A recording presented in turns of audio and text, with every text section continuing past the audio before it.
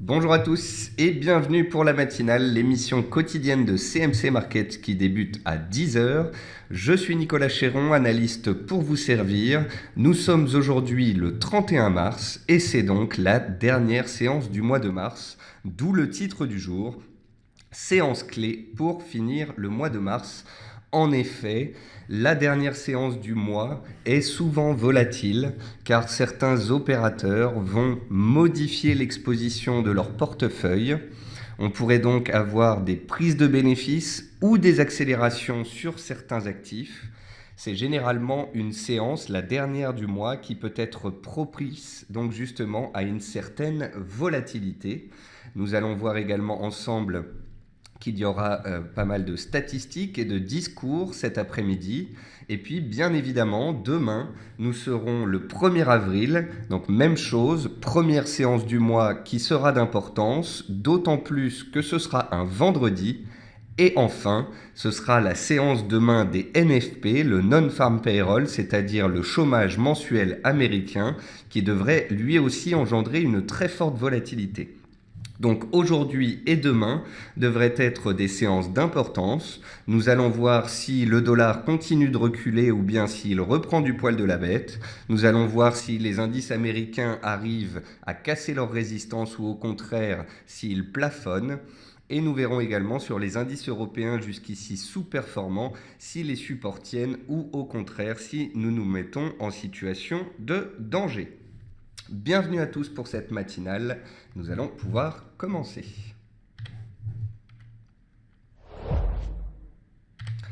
Alors, comme tous les matins, voici un avertissement sur les risques concernant le caractère purement informatif de cette présentation ainsi que sur les CFD. Je vous laisse en prendre note. Je salue tous ceux qui viennent de nous rejoindre. Et je salue également tous ceux qui regardent la vidéo a posteriori sur YouTube. Vous êtes de plus en plus nombreux et je vous en remercie. Comme tous les matins, nous allons voir ensemble les dernières actualités, le calendrier économique. Nous allons passer en revue des actifs sur la plateforme de CMC Markets. Et bien évidemment, n'hésitez pas à me poser des questions. Alors, au niveau de l'actualité, le pétrole. Hier, nous avions des stocks de pétrole et les stocks sont ressortis à 2,3 millions contre plus de 3 millions de barils attendus. Donc lorsque le chiffre est tombé, nous avons vu le pétrole reprendre très rapidement 1 ou 2% avant de les reperdre et de finir dans le rouge. Qu'est-ce qui explique que le pétrole soit retombé ? Eh bien, les stocks sont à un niveau jamais observé à cette période d'après l'AIE. L'AIE, c'est l'Agence internationale de l'énergie. Donc certes, les stocks américains étaient un petit peu inférieurs à ce qui était attendu, mais ils étaient positifs. Et des stocks positifs, cela veut dire qu'il y a du restockage, ça veut dire que les stocks augmentent. Or, justement, ces stocks sont à un niveau jamais observé, ils sont toujours très élevés, et c'est cette raison qui a engendré donc ce reflux sur le pétrole. Concernant les introductions boursières, vous n'êtes pas sans savoir que lorsque les marchés sont plutôt haussiers, peu volatiles, lorsque les opérateurs sont confiants, eh bien c'est un terrain propice aux introductions en bourse. Or, il se trouve qu'après 4 à 5 années d'introduction boursière relativement nombreuses, eh bien, début 2016, le nombre d'introductions sur le trimestre est extrêmement faible et le nombre d'annulations d'introductions en bourse est au plus haut depuis 2007. Il se pourrait que les entreprises considèrent que ce ne soit pas le meilleur moment pour introduire leur société alors que le Standard & Poor's a triplé en l'espace de 7 ans. Il se pourrait également que les entreprises aient été échaudées par ce début d'année particulièrement volatile, ce qui leur a fait un peu peur, et c'est la raison d'un grand nombre d'annulations d'introduction. Nous sommes aujourd'hui jeudi et mardi soir, Janet Yellen a parlé, elle a modifié un petit peu le ton jusqu'ici assez agressif de la Fed concernant des possibles hausses de taux, elle s'est vue beaucoup plus accommodante. Ça a engendré un fort recul du dollar pendant 48 heures. Cela a engendré un boost sur les indices américains avec le Standard & Poor's qui a inscrit un nouveau plus haut annuel en 2016. Mais aujourd'hui, cet effet Yellen pourrait s'estomper après 2 séances de forte hausse. Également, vous l'aurez peut-être remarqué dans les journaux ou bien sur Twitter, eh bien, les acheteurs, parce que le marché continue de monter aux États-Unis, jubilent. Il y a un peu de suroptimisme et d'euphorie. Or, il faut faire attention à ce genre de sentiment, car quand on passe d'un extrême pessimisme à l'euphorie, eh bien, généralement, il y a un retour à la réalité et des consolidations sur les indices boursiers. D'ailleurs, à ce sujet, c'est quand même dommage de voir à quel point les indices américains surperforment, parce que quand on regarde les indices américains, cela fait 6 semaines sur 7 que ces derniers s'apprécient, alors qu'en Europe, cela fait maintenant 4 semaines d'affilée que le CAC 40 évolue à plat. Donc, quand les indices américains montent, le CAC n'arrive qu'à stabiliser. Qu'en serait-il si les indices américains consolidaient? Je vous laisse faire la conclusion. Concernant les pays émergents, l'indice des pays émergents, grâce à un fort rebond initié mi-janvier, est en hausse de 2,2% en 2016. Les devises des pays émergents, les indices des pays émergents ont fortement chuté pendant un an et demi, avant enfin de trouver un point bas en ce début d'année 2016. On assiste à un beau rebond sur l'ensemble des devises et sur l'ensemble des indices des pays émergents. En 2016, alors que de nombreux indices boursiers sont encore dans le rouge, eh bien l'indice des pays émergents est passé dans le vert. Néanmoins, je vous montrerai plus tard un graphique long terme sur les pays émergents et vous verrez bien que malgré un rebond récent de 18%, eh bien nous sommes toujours en baisse de plus de 50% sur les 18 mois précédents écoulés. Donc, on parle pour le moment d'un rebond technique majeur. Indices, matières premières et forex sont à la croisée des chemins avant le NFP de demain. Comme je vous le disais, aujourd'hui c'est la dernière séance du mois. Demain cela sera la première séance du mois d'avril. En plus on aura les NFP. Ces dernières séances, on a les indices américains qui se sont bien appréciés et qui arrivent sous des niveaux d'importance. Même chose sur les matières premières, avec le pétrole qui met en danger des supports, l'or qui n'a pas réussi à casser des résistances. Et puis sur le Forex, on a eu des fortes appréciations sur des paires comme le NZD-USD ou encore l'Euro-USD. Et on arrive sous des résistances majeures qu'on ne pourra pas dépasser à moins que le dollar chute de nouveau. Et ça dépendra du NFP de demain. Côté entreprise, le deal Bouygues-Orange prend du temps. Nous devions avoir aujourd'hui une annonce à ce sujet. Les deux groupes ont repoussé leur décision à dimanche, ce qui engendre des replis sur les télécoms ce matin, que ce soit sur Orange ou encore Iliad. BlackRock pourrait supprimer 400 emplois, donc la société a communiqué à ce sujet. Engie, le spécialiste de l'énergie, a décidé d'investir plus de 100 millions d'euros d'ici 2020 dans le gaz naturel et le gaz comprimé. Morel et Prom, la société parapétrolière, a publié un exercice 2015 dans le rouge avec une perte de 95 millions d'euros qui est principalement due à la chute de 47% des cours du pétrole sur la même période. Le titre, néanmoins, a extrêmement baissé ces derniers temps et donc, malgré cette publication, ce matin, il ne perdait que 1% lorsque je l'ai regardé. Wendel a publié une perte de 146 millions d'euros contre un bénéfice de 19,6 millions d'euros en 2014 et le titre subissait des prises de bénéfices ce matin. Et puis ce soir, après bourse, nous aurons la publication des résultats de Franken Pommery.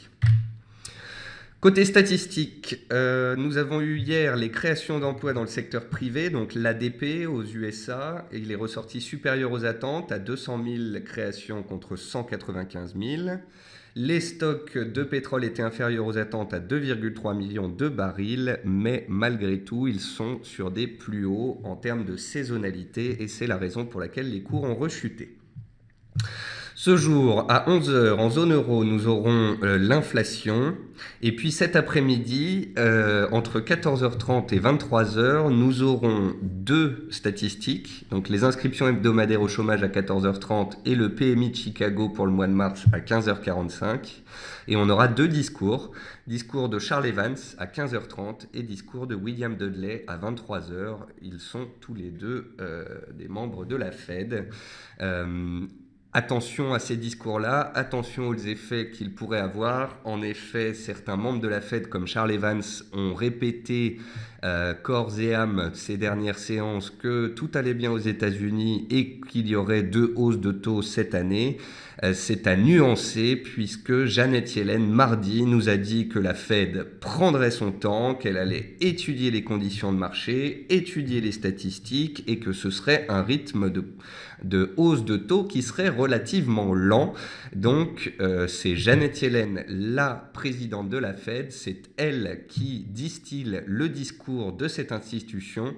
Attention donc à ce que pourraient dire d'autres membres de la Fed un peu plus hawkish. Donc hawkish, c'est agressif, ce sont des faucons aussi, on les appelle ainsi, et eux plaident pour des hausses de taux, mais le marché n'aime pas cela, et c'est la raison pour laquelle Janet Yellen a été plutôt accommodante, et c'est ce qui avait fait remonter les indices boursiers. Donc si des membres de la Fed continuent de marteler qu'on va avoir des hausses de taux, notamment à court terme, cela pourrait peser un peu sur les indices. On va passer à la plateforme graphique, mais avant cela, j'avais besoin de vos avis. En effet, dans la matinale le matin, nous voyons ensemble les actualités de marché, les actualités d'entreprise, les statistiques passées et les statistiques du jour. Je souhaitais peut-être ajouter une partie supplémentaire sur les sentiments clients ou sur des configurations graphiques ou sur des recommandations d'entreprise. Donc je suis tout oui si vous avez des commentaires à ce sujet, si vous avez des sujets que vous souhaiteriez que je traite tous les matins dans cette matinale, n'hésitez pas à me faire connaître vos suggestions. On va maintenant passer donc sur la plateforme CMC Markets et on voit ensemble le Dow Jones. Donc le Dow Jones est haussier depuis 6 semaines sur 7, il a été en hausse. Il est haussier depuis la mi-février, ça fait maintenant 1 mois et demi que l'indice américain remonte. Il est remonté grâce aux interventions des banquiers centraux, puis grâce à des spéculations sur le pétrole qui ont fait remonter le secteur énergétique. On a aussi le secteur bancaire qui est remonté. On a les technologies qui sont remontées. On a les biotechnologies qui sont remontées. On retourne désormais dans des zones de résistance majeures. Donc, soyons prudents. Une chose est d'importance à noter, à savoir et à respecter. Tant que le Dow Jones évoluera dans un canal haussier ici en bleu, il sera haussier. Les acheteurs garderont donc la main et les vendeurs, eux, seront en danger tant que la tendance haussière sera préservée. Ils ne prendraient la main qu'en cas de sortie éventuelle de ce canal. Donc là, à court terme, vous voyez qu'aujourd'hui, on consolide, qu'on échoue sous une oblique de résistance qui passe par tous les plus hauts depuis à peu près 6 mois. C'est un obstacle et c'est la raison pour laquelle on consolide dessous. Maintenant, est-ce que l'on va casser des supports et casser le canal et consolider sous cette oblique ou est-ce qu'on va la passer en force ? Eh bien, nous allons voir cela aujourd'hui et demain avec, comme je vous le disais, des catalyseurs d'importance dont la fin du mois boursier. En tous les cas, pour le moment, aux États-Unis, ça reste bien orienté. Le SP500 comme le Dow Jones reste haussier. Mais l'un comme l'autre consolide sous des obliques de résistance qui passent par tous les plus hauts des 4 derniers mois ou bien des 6 derniers mois, dépendamment de quel indice vous choisissez. Concernant le SP500, on a vu ensemble que la moyenne mobile à 15 séances cadrait parfaitement la hausse. Tant qu'on sera au-dessus de cette moyenne mobile, ce sera haussier. Si on venait à la casser, alors les vendeurs prendraient potentiellement la main.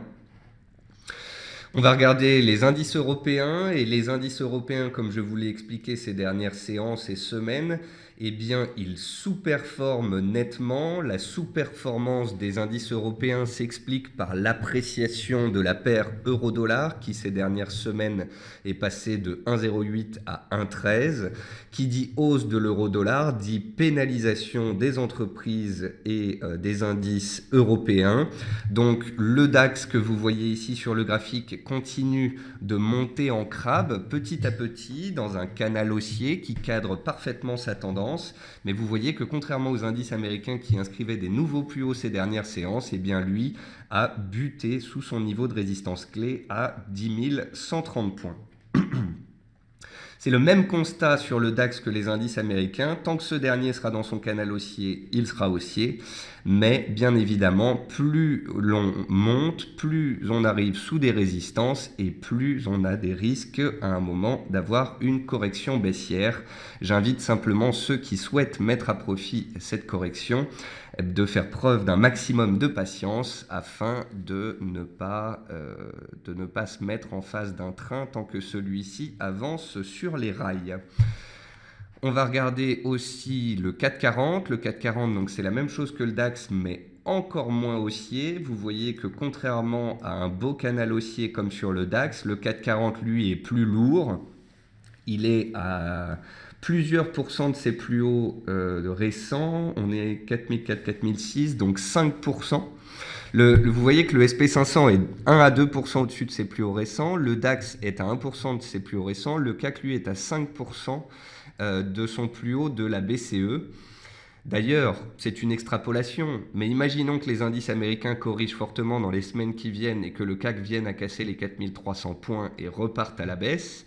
Eh bien, les 4580 points que nous avions identifiés comme une zone majeure, puisque zone du gap annuel, eh bien, auront fait office de point haut de résistance majeure comme nous l'avions potentiellement anticipé.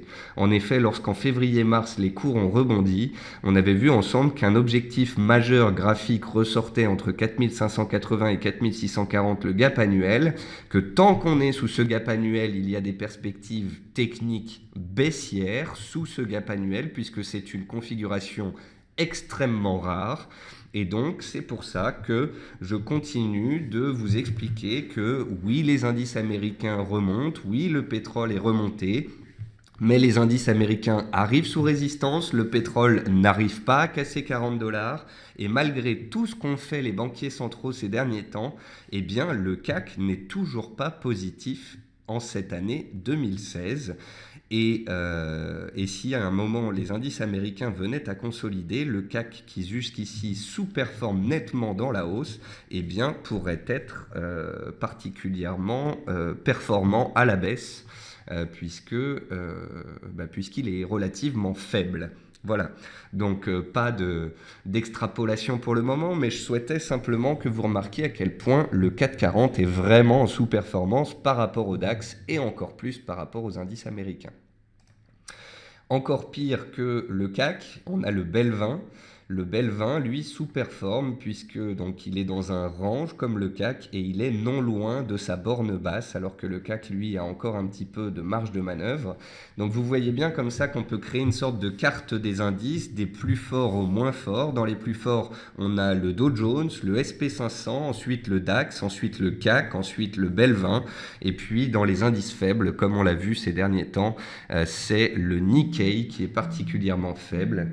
Le Nikkei, en effet, est sous résistance, il est en tendance baissière et il pâtit de la hausse du yen de ces dernières semaines et de ces dernières séances notamment. Donc faites bien attention à l'indice que vous choisissez. Quelqu'un qui aurait été à la vente depuis 4 ou 5 séances sur le Nikkei serait aujourd'hui en gain, alors que quelqu'un qui est à la vente sur le SP500 depuis 4 ou 5 séances, lui, serait en perte.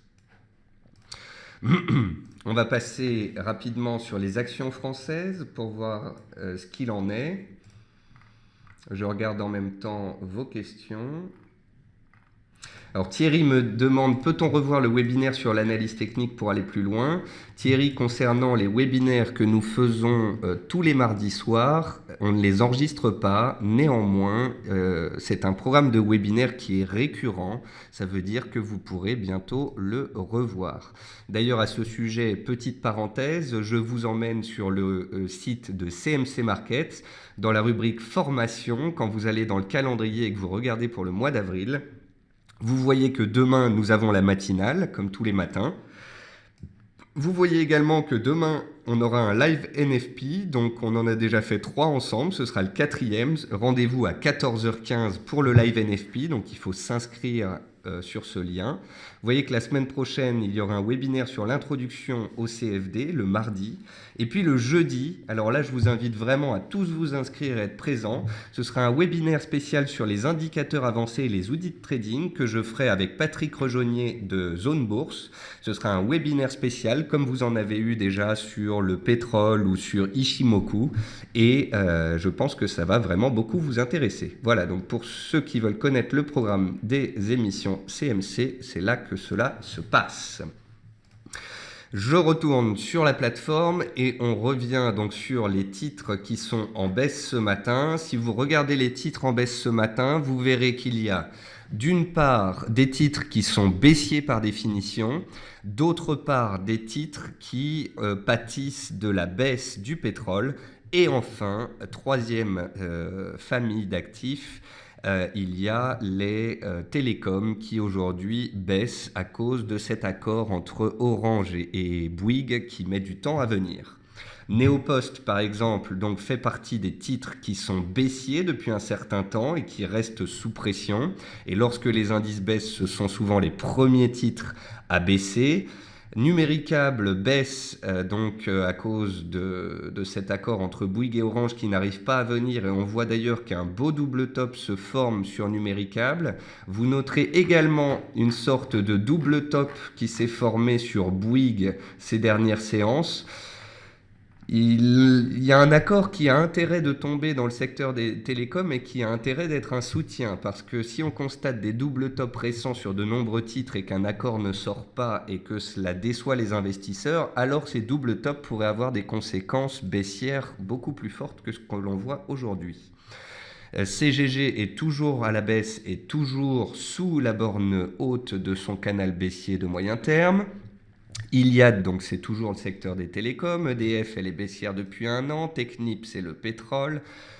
Donc vous voyez, on a les titres pétroliers qui reculent, les titres baissiers par définition et les titres du secteur des télécoms. Et puis dans les hausses du jour, on a Immédiat, titre spéculatif qui, depuis la publication de ses résultats le 21 mars dernier, s'est apprécié. Je vous avais parlé d'ailleurs ce jour-là de la publication de Immédiat parce que regardez, le chandelier était bien particulier.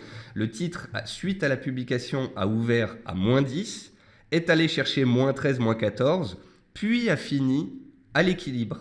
Ça veut dire quoi? Ça veut dire qu'il y a eu un excès de pessimisme à l'ouverture, que les opérateurs en ont profité, c'était comme si c'était les soldes et qu'ils avaient profité des soldes pour se placer à l'achat, et toute la journée on peut constater qu'ils ont payé, et ça c'était significatif d'un regain d'intérêt des acheteurs, et c'est ce qui explique que le titre continue de s'apprécier aujourd'hui.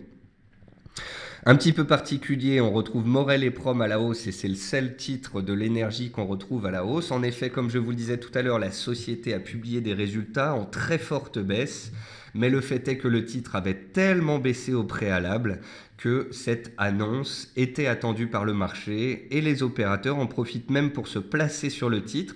Ici aussi, c'est plutôt une bonne nouvelle pour Morel et Prom, car le titre a ouvert en baisse à cause des marchés en baisse et du pétrole en baisse, mais malgré tout, eh bien, il repasse en hausse et est une des plus fortes hausses du jour. Cela voudrait dire qu'à très court terme, les opérateurs pourraient potentiellement considérer que le pire est passé. On va regarder maintenant les matières premières. Je continue en même temps de regarder vos questions. Alain disait quel est le point de soutien sur le CAC, donc 4300, vous l'aurez compris, effectivement. Alors, les matières premières, plus forte baisse des matières premières, le pétrole WTI. Donc le pétrole WTI, on a vu ensemble qu'il avait échoué sous sa MM200 récemment. La MM200, c'est une moyenne mobile de long terme. On a échoué dessous en juillet, on a échoué dessous en octobre 2015. On n'a pas réussi à aller la chercher il y a 2 semaines, mais on l'a frôlée. Et depuis, les cours sont repartis à la baisse. Les cours se sont échappés à la baisse, ont tenté comme ils pouvaient de s'accrocher à la zone des 37, 37, 60. Hier, il y a eu un reflux des cours du pétrole puisque les stocks sont très élevés et c'est ce qui explique encore la baisse du jour. Seul point positif, je dirais, au tableau, c'est que pour le moment, je trouve cette baisse relativement faible et relativement poussive. On peut tracer une oblique basse qui passe par tous les plus bas sur le pétrole. S'il y avait accélération sous cette oblique, alors on pourrait revenir vers MM20, vers 35,20, voire vers le support clé des 34 $. Mais attention, pour le moment, c'est une baisse qui n'est pas extrêmement forte. Il n'y a pas de forte tendance, il n'y a pas de forte volatilité. On voit que tous les jours, le pétrole se cherche. Il y a aussi des opérateurs, comme je vous le disais hier, qui commencent dès maintenant à spéculer sur Doha. Qu'est-ce que Doha? Eh bien, le rendez-vous de Doha, le 17 avril prochain, c'est le rendez-vous des pays producteurs de pétrole. Et les marchés spéculent sur un possible accord de gel de production, ce qui pourrait, à court terme, avoir un effet spéculatif haussier sur les cours du pétrole. On va passer à d'autres matières premières. Le riz est toujours baissier.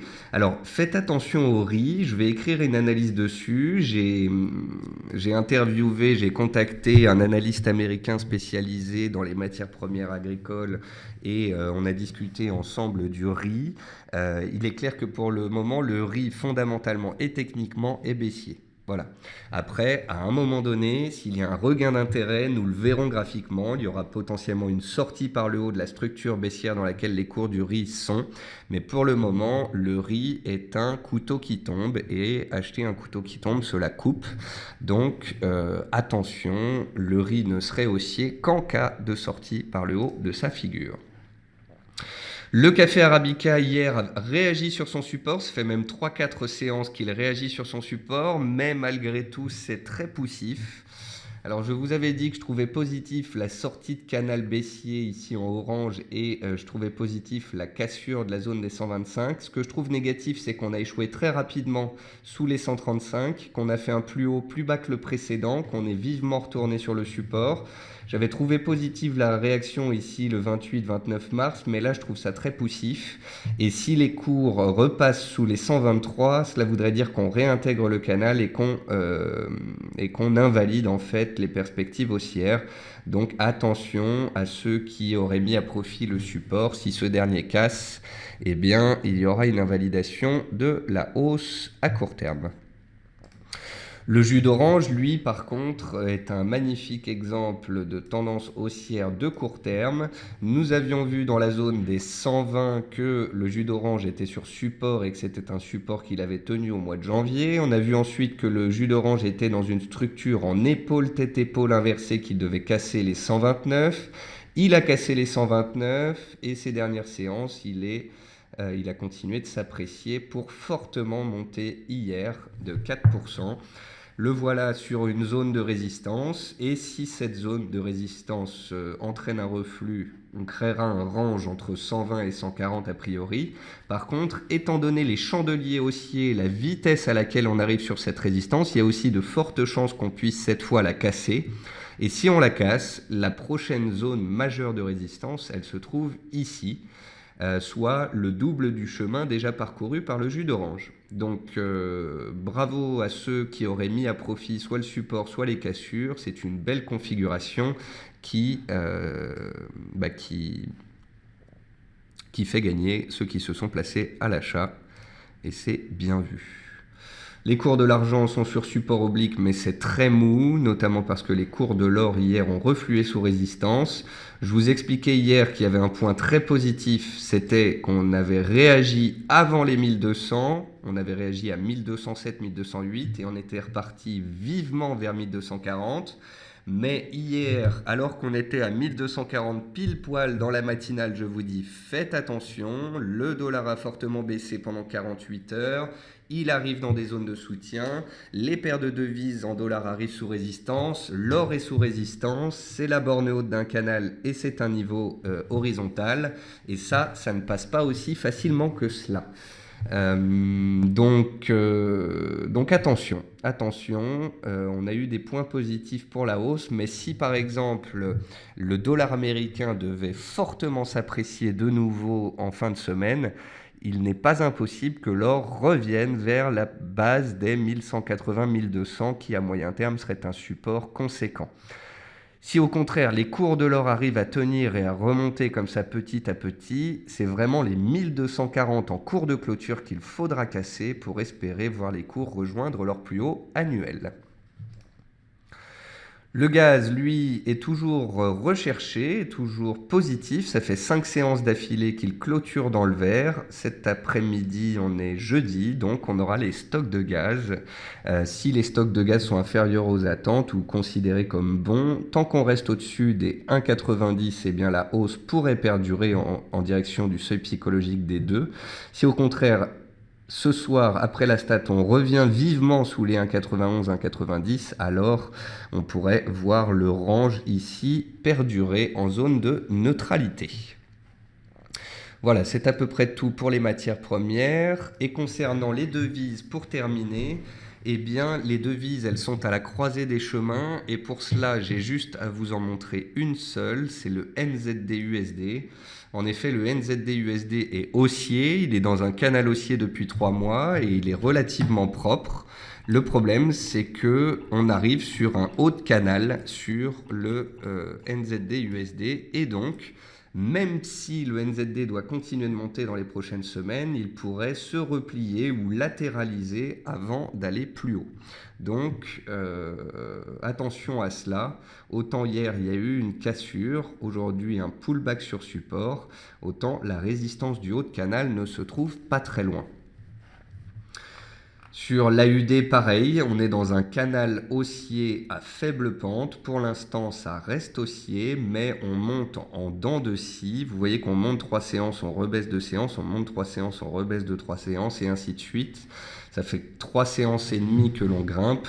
Donc, attention à d'éventuels replis. Soyez conscient du fait qu'on monte comme ça, petit à petit. Et sur l'euro-dollar, même chose, l'euro-dollar est haussier à moyen terme depuis maintenant 3 mois, il monte en escalier comme ça petit à petit, cela fait 4 séances d'affilée que l'euro-dollar monte et il fait face à ses résistances des 1,13, 70, 75. Il faudra casser ce seuil pour aller voir les 1,15. Est-ce que les opérateurs vont casser cette résistance avant le NFP malgré 4 séances de hausse et la résistance qui est juste au-dessus de nos têtes? Je ne sais pas, mais en tous les cas, si on ne la passe pas, il faudra faire preuve de prudence car demain avec le NFP, ce sera quitte ou double. On regarde aussi la paire USD-Yen. La paire USD-Yen, elle stabilise, mais vous voyez qu'elle reste dans une tendance baissière et désormais la MM20 fait de nouveau résistance. Il faudra faire attention à l'USD-Yen parce que s'il retourne vers ses plus bas de l'année et qu'il met en danger le support des 111, on pourrait voir une accélération baissière opérée sous ce seuil. Voilà, sur ce, je pense qu'on a fait un bon panorama des news, des statistiques, des indices, des matières premières, du Forex, des actions. J'espère que cela vous a plu. Thierry me demande si c'est terminé sur le sucre. Comme je l'explique depuis plusieurs séances, sur le sucre, c'est pas forcément terminé. Tant qu'on a une tendance haussière qui est là, on pourrait retourner vers les plus hauts, mais il faut faire quand même preuve de prudence parce que les cours du sucre avaient pris 25% en quelques semaines et à un moment il faut aussi savoir matérialiser ses gains car la hausse ne peut pas se faire forcément toujours en ligne droite. Voilà, sur ce, c'est la fin de cette matinale. Je vous souhaite à tous un bon appétit, une bonne séance. Je vous remercie à tous pour vos commentaires, vos idées et vos questions. Et je vous retrouve demain matin 10h tapante pour la matinale et demain à 14h15 pour le live NFP.